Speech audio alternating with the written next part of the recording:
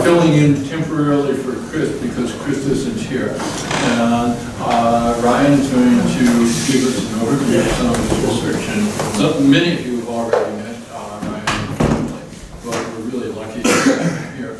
And this is a great way for him to kind of give people an overview of some of the things that he's doing so that it will reinforce collaboration between him and some of the other people that are working in related areas or even not so related areas, because that's one of the nice things that happens in the Brown Bag seminar. You see links that you didn't see before. So without further ado, let me go ahead and get started. Cool. Thanks very much for that, Herb. So what I'm going to be presenting today, I realize is probably a bit different than maybe some of the topics that have previously been discussed, because my background is in motor development, which is trying to understand what skills are most important across the lifespan. Specifically today, I'm going to be talking about the adolescent age group primarily, because that's the work that was focused on in my PhD. And in order to kind of give you all an overview of this, I'll be talking about some theoretical background to motor skill development, how we assess motor skills, and then where I see the field moving forward. So the first question that you might be wondering is, why study motor development? Simply put, the development of motor skills and using motor skills is an essential part to our everyday life. So from the moment we wake up to the moment we go to bed at night, we have to move in some way, shape, or form. So this can involve fine motor movements. So these would be things like typing, writing something down, or me using this clicker right now. What I'm more interested in is understanding gross motor movements. So these would be things like walking, running, jumping, hopping, throwing. A lot of people refer to it as sports skills. And so that's primarily what I focus on and what today's presentation will be about. So when I start to tell people what I do for a living, right, I say I'm a researcher, they then ask, what do I research? I say movement skills and physical activity. That often gets confused with me being a physio, not a physio. And so when I try and explain to people, I'm interested in understanding how, if kids are good movers and how that relates to activity and fitness, I get kind of equal responses of, well, obviously kids can move, or my kid can't move, please don't judge me. So the evidence shows us what you're seeing on the screen right now. This is data from the 2015 SPAN study, which is a physical activity and nutrition school project that goes on in New South Wales every 5 years. The percentages that are listed are the percentages of boys and girls in primary school who are able to complete each of these skills here on the left-hand side to the highest degree possible. Okay? What you'll notice with these percentages are that less than 50% of both boys and girls can competently complete each of these different skills, and boys outperform girls on just about every skill except for the leap. So with that in mind, if kids can't do these skills, the next natural question is, surely as we get older, older kids can do these skills. What does the data show us with adolescents? From the same study, but just looking at older age groups, so these are individuals who are in high school, same skills, same way of assessing them, we can see that the percentage of individuals who are able to complete these skills competently or well increases, but we still see less than 50% of individuals able to complete each of these skills, with the exception for the catch-in boys. Also, what's more concerning is if we look at the differences between boys and girls, we can see that the difference between the two dramatically increases compared to childhood levels, which shows that girls in particular may need extra lessons and learning opportunities to develop these skills. So with that in mind, then the next question is, what about adults? Can they do these skills? And I can't really answer that right now because very few studies have actually looked into how competent adults are in various movement skills. I'm not 100% sure as to why we haven't looked into this as much. My guess is that most people assume that by the time we reach adulthood, kind of above the age of 25, we should hypothetically be able to perform these skills. And so the idea of doing some type of cross-sectional or longitudinal study in adults doesn't seem quite as appealing because most of the opportunities that we use motor skills like kicking, catching, throwing, running, jumping often happen in sports, which is more popular in childhood and adolescence. So really these are the three studies that I could find that actually looked at adults' competency in a variety of different skills, but I think there's a lot of additional work that can be done in this area. So when I talk about motor skills, what is talked about over and over again in the research literature, particularly for children and adolescents, is what we call fundamental motor skills. So fundamental motor skills, or FMS for short, are defined as the building blocks for motor development.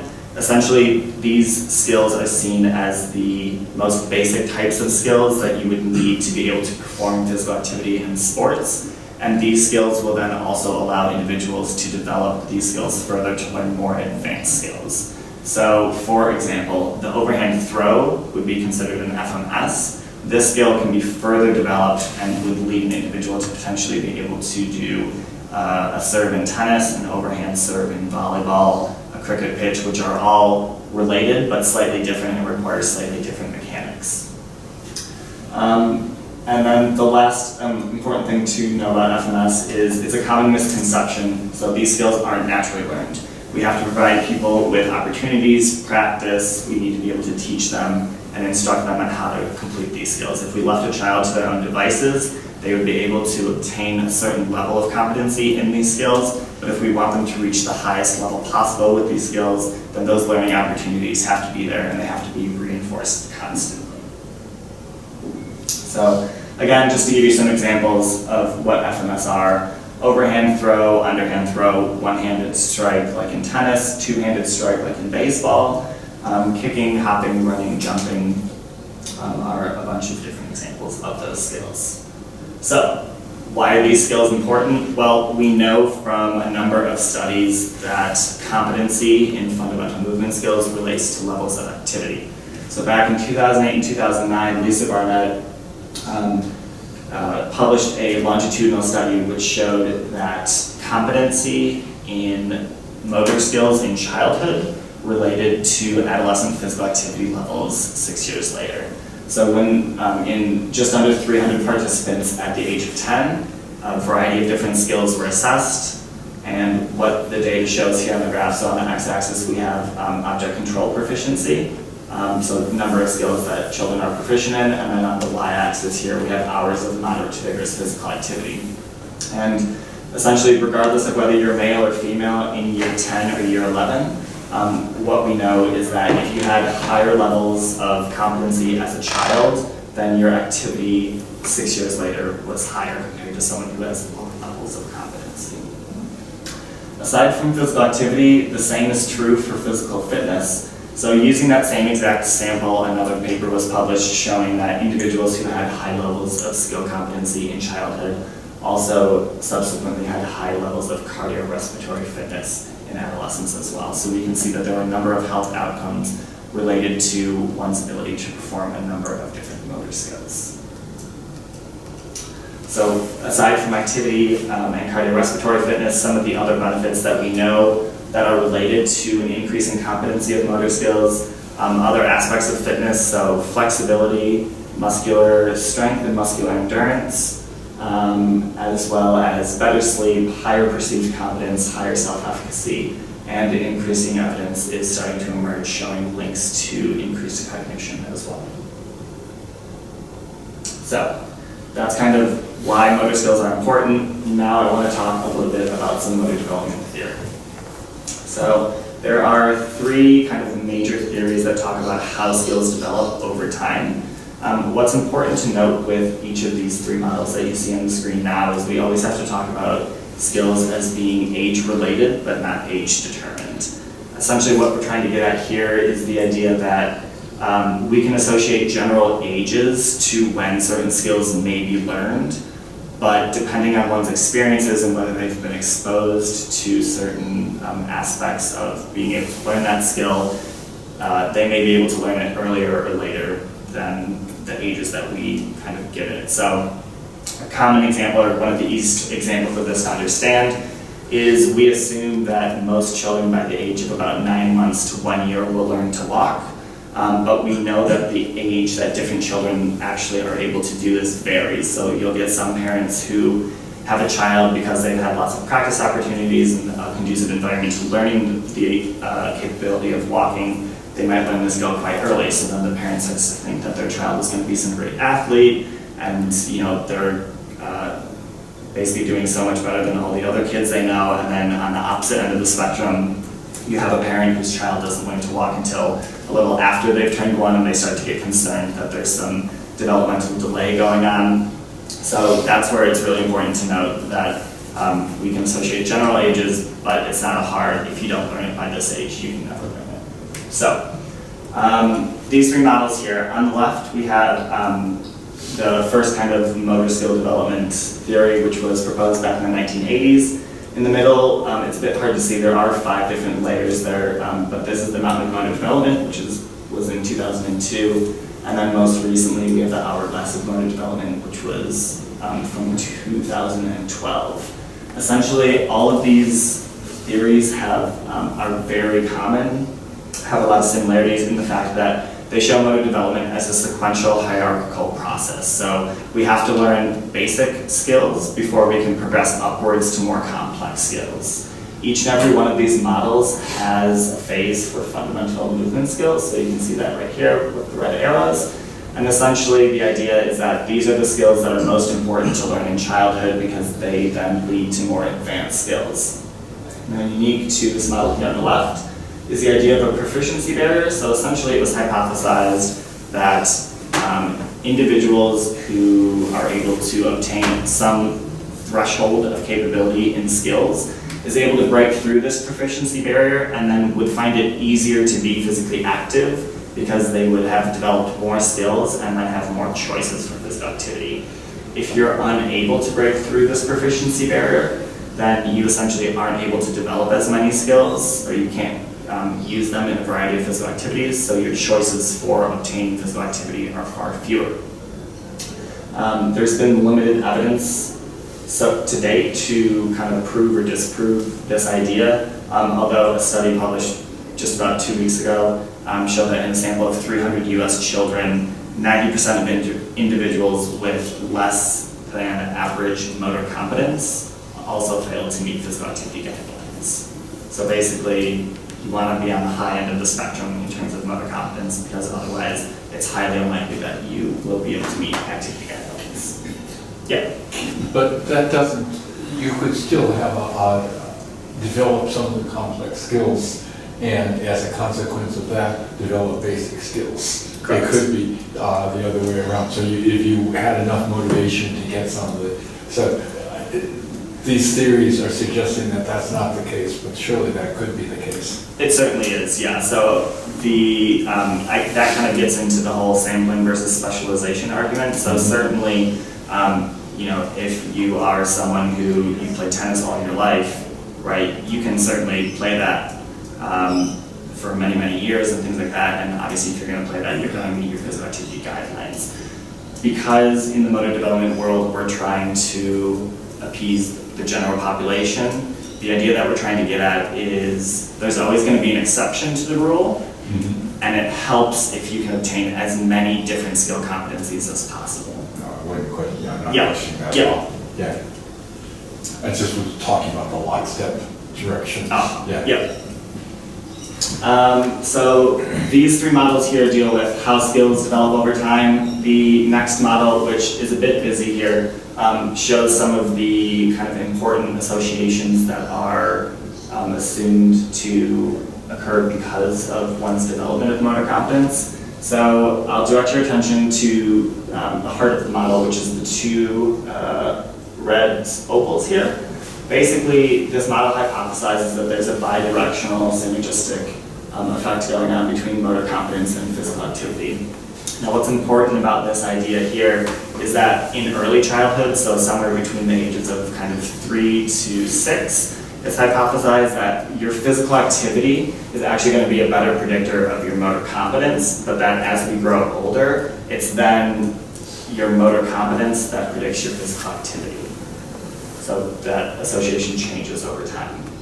And then related to both of those constructs are one's perceived motor competence, so how good or bad you think you are at doing different skills, and then health-related fitness. So there are positive associations between fitness, physical activity, and motor competence, just as there are positive associations between your perceptions of how good you are, how good you actually are, and then how active you are.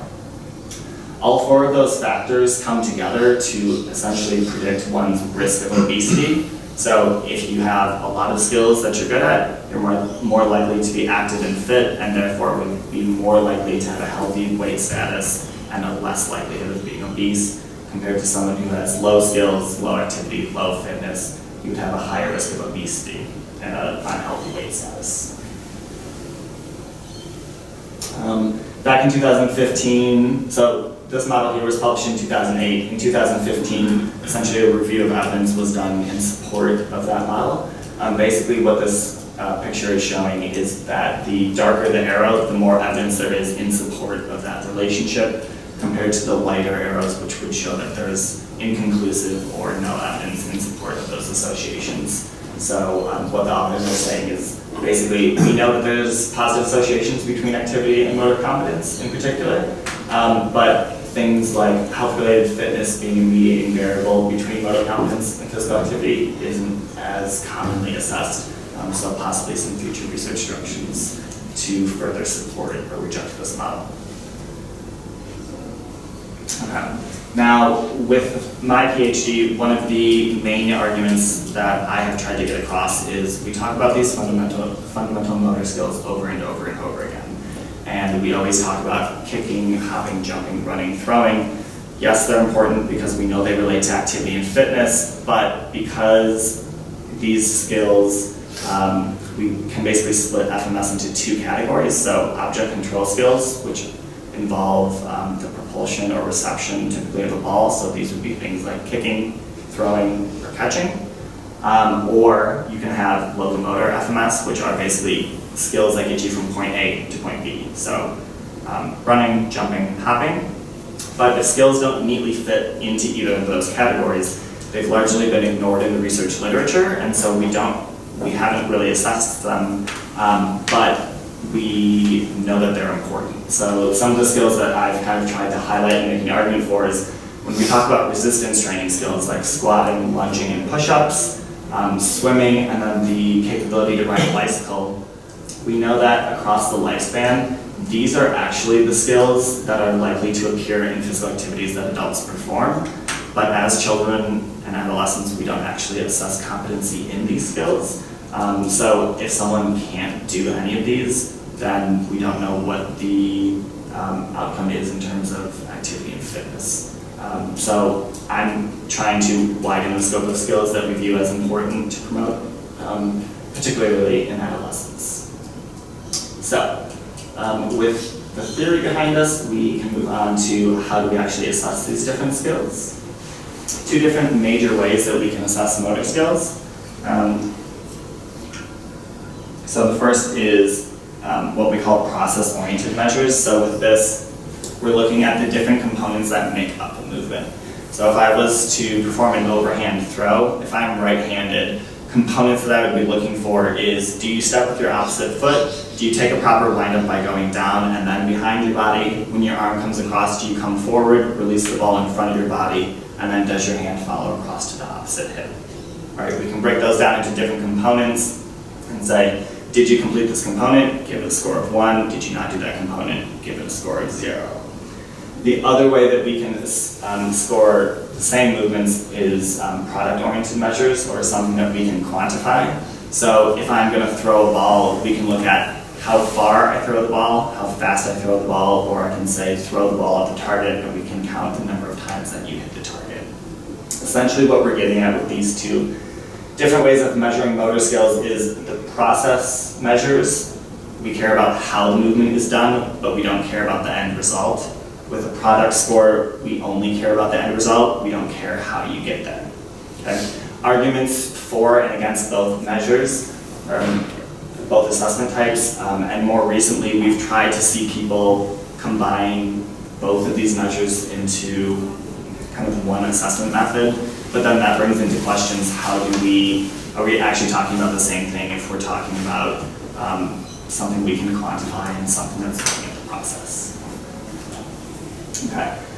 The other important thing to know with motor skills is how we assess them, and instructions that we give during the process are really important.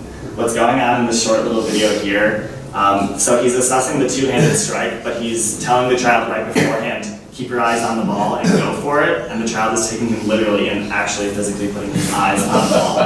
Okay? So in that scenario, we can see that the words that we say can greatly affect how the movement is then completed there, and then that affects how we score kids, and that affects how confident we would say that they are in those different skills. Okay. So looking at different assessments for motor skills, this was just a quick search that I did of measures of fundamental movement skills for children, right? There's at least 15 different assessments that we can use. My thought is that a lot of these assessments are probably measuring a lot of the same skills in slightly different ways, and so it kind of begs the question, are we just doing the same thing over and over again and calling it something slightly different? When we look at which of these assessments have also been validated in adolescent populations, you can see that those highlighted in red would be the ones that we can use for adolescents. So this age group has far less assessments that we can use for their motor skills, and so then that begs the question as to whether or not we have created the best assessment for them, knowing that both children and adolescents aren't competent in skills, so we need to be able to measure that so we can intervene where necessary. So that's kind of where my PhD work has come in. The overall goal of it was to create a motor skill assessment for adolescents, and in order to do that, I had to kind of approach it with a number of questions. So first, I wanted to understand, what do people actually do for physical activity? What skills do we need for those activities? Are we able to validly and reliably assess those skills? And then how do those specific skills relate to activity and fitness levels? So it was kind of a three-phase process. Phase one was identifying what do people actually do for physical activity. And so in understanding this, when in doubt, do a systematic review. So I did a review that looked at what are the specific physical activities that children, adolescents, and adults do around the world. So basically this data was split by region, so 6 regions around the world, and then results were shown for each age group, children, adolescents, and adults. I looked at both peer-reviewed literature, but also I got access to all the different countries' Statistic Bureau websites from geohive.com, which helped to try and bring in census data that might be a bit better compared to some of the peer-reviewed literature that's out there.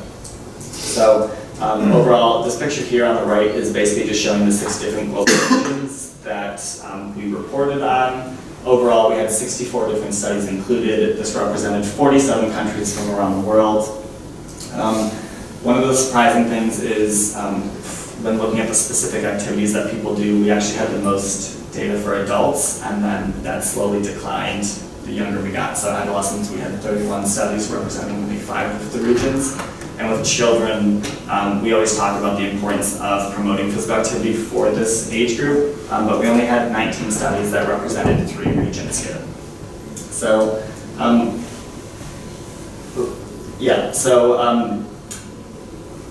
the basic takeaway from this study was that in childhood, individuals tended to participate more in team sports, so basketball, volleyball, soccer.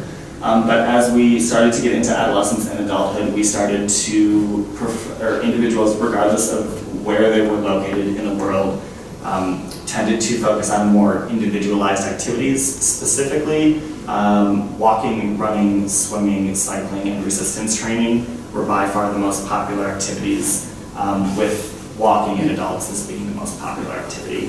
So an easy way to try and think about those kind of different individual activities, we've termed those lifelong physical activities.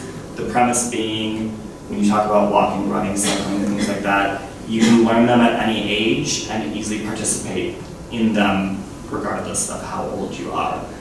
So we say that lifelong physical activities can be done individually or in small groups. They don't require a lot of structure, so by that, we don't need a lot of people, equipment.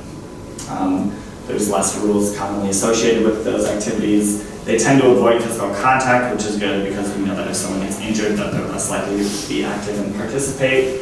Also, these lifelong activities can be performed to however the individual best sees fit. So if they want to have a really tough day, they can do it at a higher intensity, and they can kind of grade the competition as best as they need. But we think the most important thing with this is that they can carry it throughout the lifespan.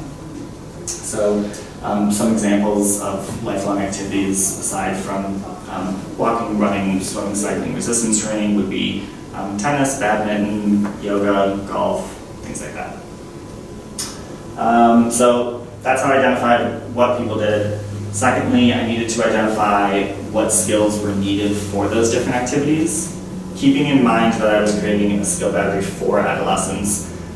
Any region that reported a lifelong physical activity as a top 10 result was extracted, and I've tried to find individuals who taught those different activities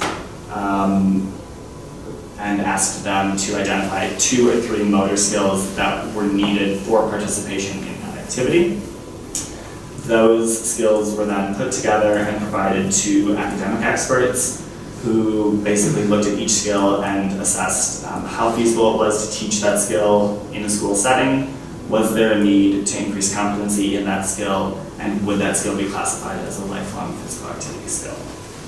So with that, the lifelong physical activity skills battery was created. 8 skills in total were used, and pictures of each of them are shown here. So if we start at the very top, running was a pretty obvious choice. Moving to the right, we wanted to have some type of coordinative dance or aerobics move.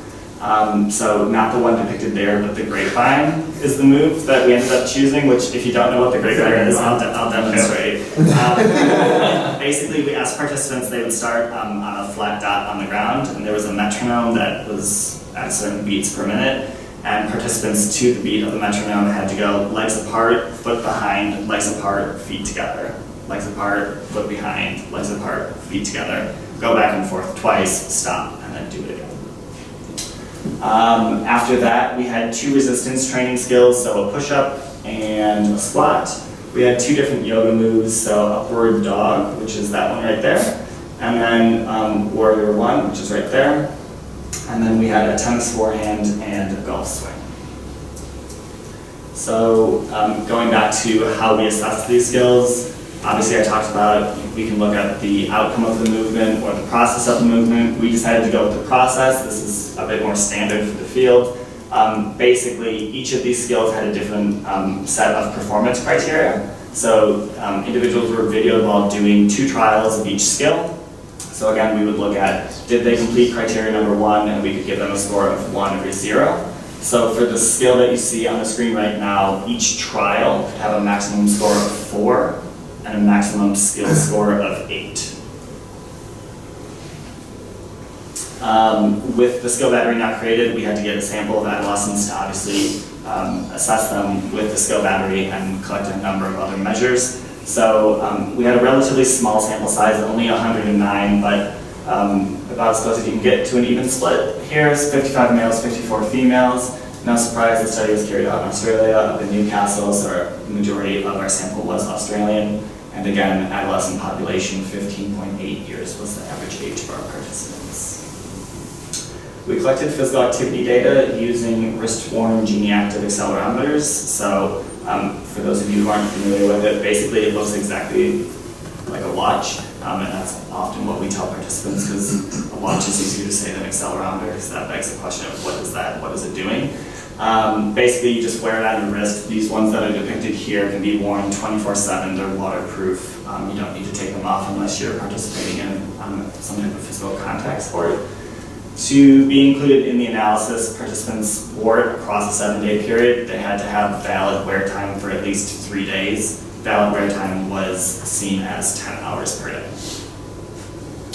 Other than physical activity, we had health-related fitness, so multiple components. The first was flexibility. We used hamstring flexibility using the back saver sit and reach. So essentially, participants sat on the ground, extended one leg in front of them, and then they had to kind of rock back and forth and lean to move a little piece of metal as far forward as they could. They did that with each leg. Aerobic fitness was measured using a 3-minute step test. So participants had heart rate monitors that were worn, and then basically a height-adjusted step was in front of them, and to the beat of a metronome, they just had to step up and down on that step for 3 minutes, and that was used as a proxy for VO2 max. Muscular fitness, we had both upper body and lower body. So upper body muscular endurance was push-ups, number of push-ups that were completed to failure to the beat of a metronome, and lower body muscular strength was the standing long jump. And then lastly, we had body composition. So we simply took height and weight of participants and calculated BMI.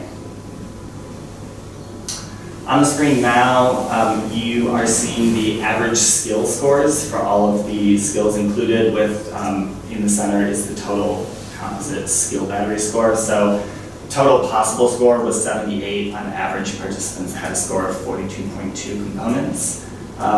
It's kind of right around where we would sort of expect based on previous data with other skill assessments for participants to be. No participant completed all 78 components. Again, that's not too unexpected.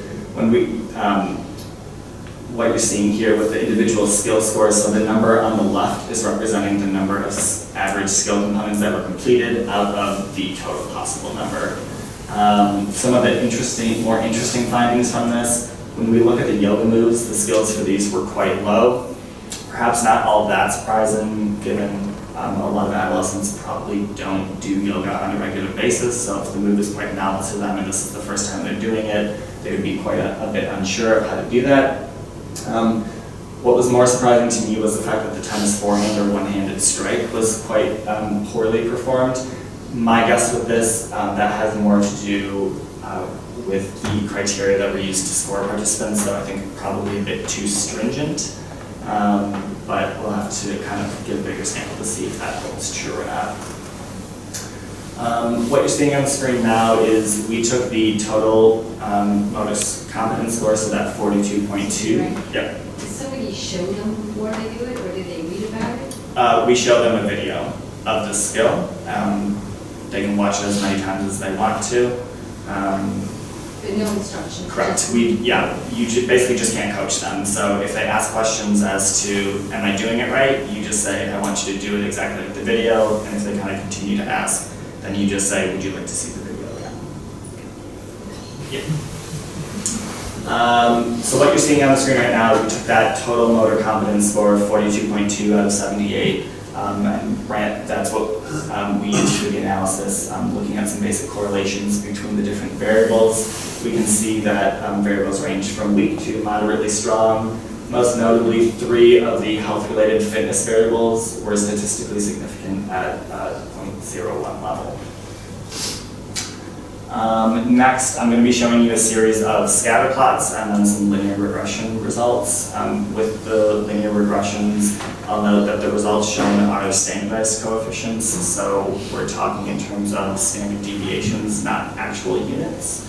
I'll get into more of that on the next slide.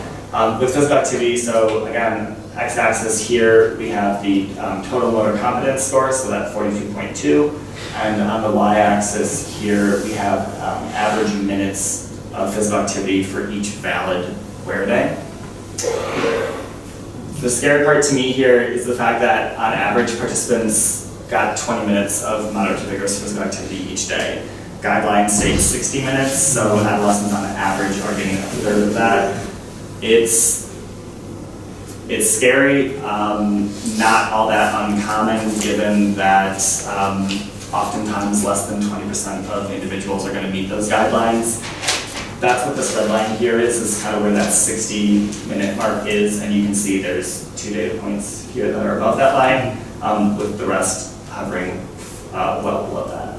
So when we look at whether different predictors were statistically significant, were related to physical activity levels, so we had 3 predictors: sex, socioeconomic status, and then motor competence. This column here is the standardized beta coefficient, typically for kind of a clinically significant meaning. We're looking for a value above 0.2 here. We can see that none of these predictors were statistically significant for physical activity, and in total, this model only accounted for 8% of variance in physical activity, which is quite low and a bit unexpected. when we start to look at other variables, so again, on all of these, the x-axis is going to be motor competence. Here, the y-axis for standing long jump is just the distance jumped. Lots more variability here in the data, which is a bit better to see, I suppose. Mean distance jumped is 160 centimeters, which equates to about 4.5 feet or 1.5 meters, I think, if I'm doing that right. And when we look at whether motor competence was able to predict, we can see that both sex and motor competence were statistically significant predictors. Here, it helped if males tended to do better than females on this test. That's pretty common in the literature. And we can see as well that 51% of the variance in results was explained by this model, which is a bit more in line with what we would expect to see from previous studies looking at fundamental motor skills and assessments like the standing long The jump. motor competency is the beta with all three variables in. What's that? The 0.24 is based on all three variables, right? Correct. Yeah. Next, we have flexibility. Again, lots of variability here in the data. The average value was 20 centimeters. It's not a whole lot. It's hard to kind of equate to what the meaning of that all is. Obviously, higher value would be preferred. But when we look at the linear regression results, again, sex and motor competence were statistically significant predictors of this. Although here, females tended to do better than males. Again, that's more in line with what we would expect. But here, only about 10% of variance was accounted for. Flexibility has been one of those variables in the literature that sometimes we see in association with motor competence, sometimes we don't. My guess with this study, because we had 2 yoga moves, and we know that one of the benefits of doing yoga is an increase in flexibility, there's a bit more of a direct alignment between the skills that we assessed and then the outcome here of flexibility. The last variable that I'll get into here is body composition. So y-axis is BMI. The red line here on the graph is showing where the kind of upper range for what is considered a healthy BMI is. Between the red and the purple or blue line is what is considered overweight, and then above that line, above this line here is what's considered obese. Overall, we had a pretty healthy sample of participants, average BMI of 23.1, so that is pretty good. And when we look at the linear regression results, we can see that very much like physical activity, there were no statistically significant predictors and very little variance accounted for. My guess with this, 2 things. One, relatively healthy sample with a healthy BMI, but also it could be that the skills that we've chosen can essentially be completed by anyone. So having a higher weight status doesn't really affect your ability to perform any of these different skills. Unlike if we look at the standing long jump, we know that individuals with a higher body mass tend to do poor in that skill. So with kind of all this in mind, I know that's a lot of information, but where do we kind of go from here? I kind of want to further explore this notion of foundational motor skills, which is trying to get at what are those other skills that we don't currently classify as fundamental, like the resistance training skills, cycling and swimming, and how does that relate to fitness and activity? I think that there's actually a lot of room to move forward with looking at how competent adults are in various skills, or at the very least, seeing how well adults are able to affect their children's motor skills. So we tend to focus in schools a lot and on teachers, but do parents have the skills and can they teach their kids the skills that they need to be active? Also, in line with this adult data, I think it's important to try and understand really at what point do we stop seeing an increase in motor competence, at what point does that level of competence plateau, and then where do we start to decline in our capabilities to perform different skills, and then what does that have, or how does that affect activity and fitness? And then lastly, obviously because I've created this skill battery, we had a relatively small sample, but I want to see in a larger sample in different cultures and contexts whether the information that I've shown here today holds true, whether it differs, so continuing to develop that. So with that, take any questions.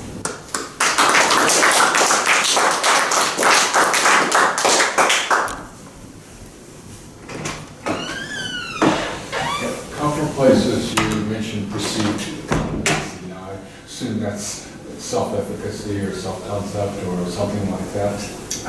So with perceived competence, usually what we do for that is it's on a 4-point Likert scale. So we show a couple different ways we can do it. We just say, how good do you think you are at this skill? Mm-hmm. And then they can say, I'm not very good, I'm very good, I'm sort of good, I'm not really that good. And in some cases, it's kind of, you pick first whether you're good or bad at a skill, and then how good or how bad. But yeah, that's kind of been the definite way of assessing it at the moment. Mm-hmm. And that wasn't really a focus of your research, or it's just, I only saw it in relation to some of the models they talked about. And obviously, that's where my interests come in. Yeah. So no, not in this study. It's certainly something that we do want to explore, particularly because we don't have that great of assessments in an adolescent age group, and because we know that if you perceive yourself as better, you're more likely to perform those skills and be active. But yeah, it wasn't in the current study.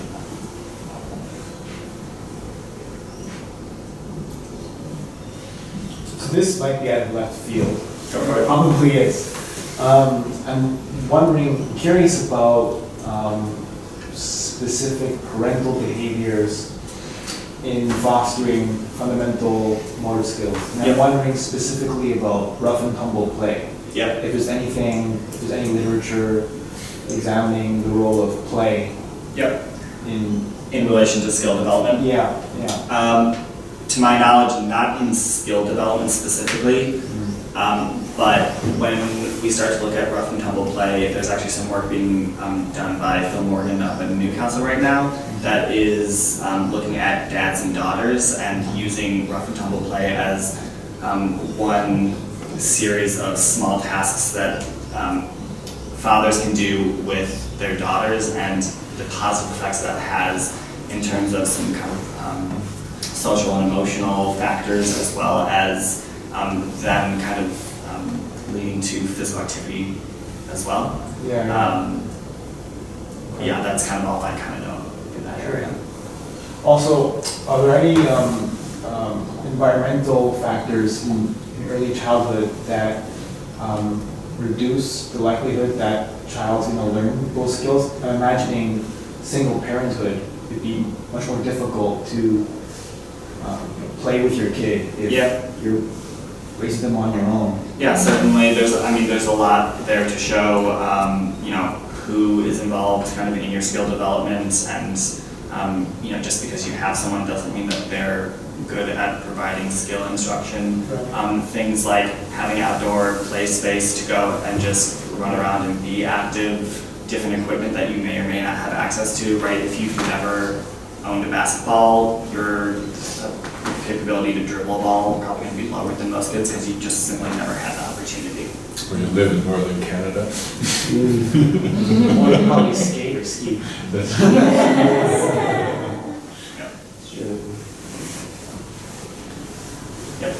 One of the things that with NDPA data seems that the distributions are very weird. How have you dealt with that in the past? So for this one, we log transformed the data to get it to a normal distribution. Because, like you said, if you just take it at face value, it is wonky and it doesn't work. So yeah, for ours, in the study, we log transformed it so that we could run our analysis, and then that's how I've done it. I'm not 100% sure how others have done it in the past. This is kind of my first experience with accelerometry. I know for some people, for just ease of analysis and things, they like to use pedometers for that reason, because steps are steps. But then you can't account for the intensity at which those steps were taken, so pros and cons.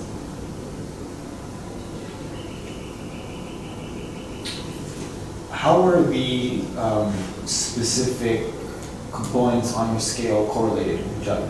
I'm just wondering, is there a general within each skill, or yeah, so you had 12 skills, I believe, right? 8 skills. 8 skills. Just wondering what the intercorrelations between those are. Is there a general skill factor or something like that? We haven't actually looked at that, so kind of, I guess, one of the Oh, yeah, right. yeah, Yeah. one of the next steps.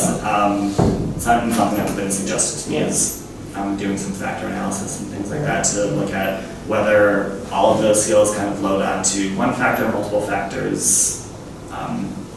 Yeah, with the components, the research experts who looked at all of them were able to provide feedback and things like that if they thought that a criteria was too specific or not enough for things like that. But yeah.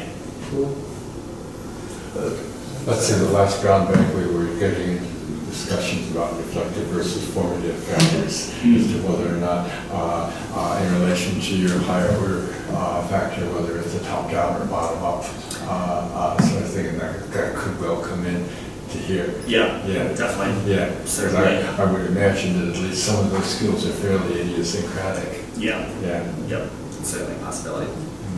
Interesting. There's one thing that is puzzling to me. Maybe I haven't understood it. It's the amount of activity. Yep. How is it related to competence? Yep.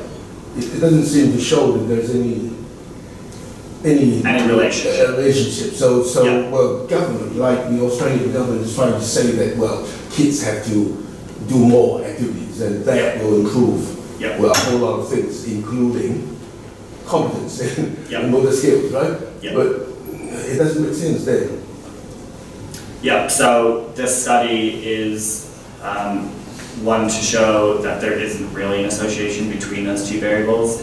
I would say that that's not a pervasive finding in the rest of the research literature. Most other studies do show a positive association between the two variables, and we see effect sizes varying from 0.05 upwards to 0.3. So it really just depends. What skills you're assessing, it does matter.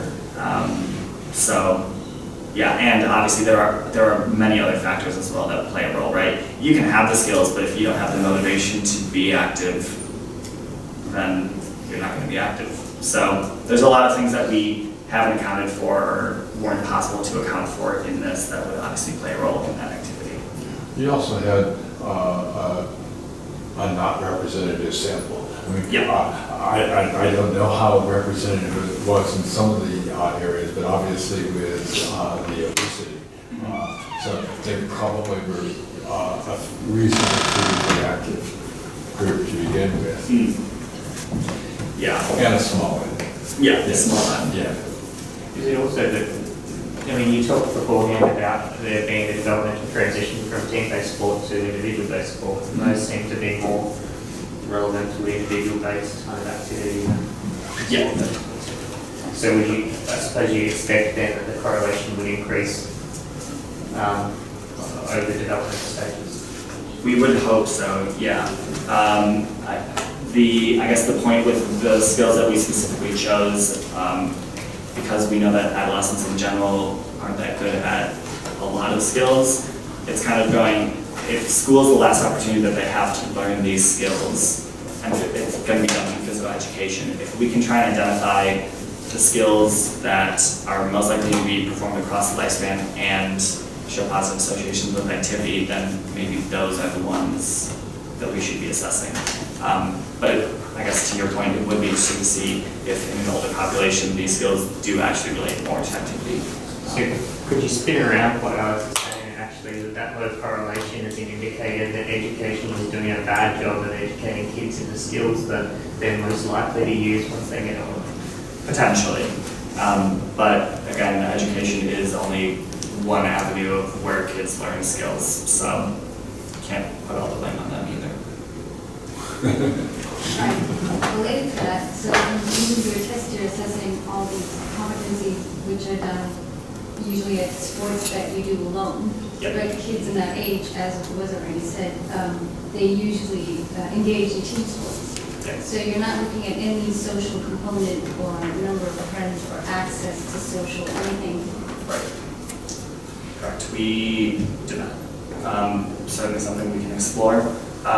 With these activities, they can be done by yourself, but they can be, we like to think that, you know, if you liked yoga and I liked yoga, we could go do yoga together, and then, you know, that would kind of bring in that social component as well. So. And this was just a PhD, it wasn't a lifelong research program, it's going to build into that. Well, I was Yeah. I was just wondering. Yeah. What's in the New South Wales database? In the SPAN study? Yeah. Whole host of things. Movement skills is one thing, physical activity, a whole bunch of health-related fitness, pretty much any demographic variable that you can think of. What else? Do they have survey data? What's that? Do they have survey questionnaire data? Yes. There's some school nutrition, things like that. It's a whole 500-page document or something crazy like that. So I was only But interested. it's just cross-sectional. I don't know. I think they do follow up the sample longitudinally as well. So some of the findings are cross-sectional, but I think there's some longitudinal stuff there as well. At least that's my understanding of it. I have a silly question. Go for Maybe it. I'll ask you what came up. How many push-ups on average would the kids able to do? If you remember, if you remember. It's great, because it might be product range. Yeah. Don't say it, show it. Yeah. How would you do on I didn't do it. I don't remember the exact number. I'm gonna guess somewhere between 8 and 12. Maybe. But again, the other thing to remember with it is it's not just like just go and do as many push-ups as possible. It's they had to keep correct form, but also they had to do it to the beat of a metronome. So I think it was like 40 beats per minute. So that beat is actually a bit slower than you would be accustomed to doing, because the rationale behind it is it just prevents someone who has a lot of who basically can just like pump out a whole ton of push-ups in a very short amount of time, because that's not really a measure of fitness. Fast twitch muscle fibers and things like that. So you did measure the product as well as the process? For that scale, but that's only because it was a health-related fitness measure as well. I'm surprised that you weren't interested in both combining them. I mean, it would have been that easy. It would have been easy enough to do that with the videos. It was just a PhD work. For some it is something that in one of the studies that in I teach, actually we're going to be doing some motor skill assessment, and I am interested in looking at the quality of the movement and outcome of it. And what's roughly, how highly correlated are they? I think studies have kind of shown somewhere between 0.2 and 0.4. So yeah, it's not always great, but again, the hard thing is when we're looking at the process of the movement, because those two criteria are very much, you do it or you don't, there's kind of no wiggle room. It's a bit hard sometimes. Interesting. Yeah. Yeah, definitely. All but one of them were really good. Cool. Great. Thanks for coming, everyone.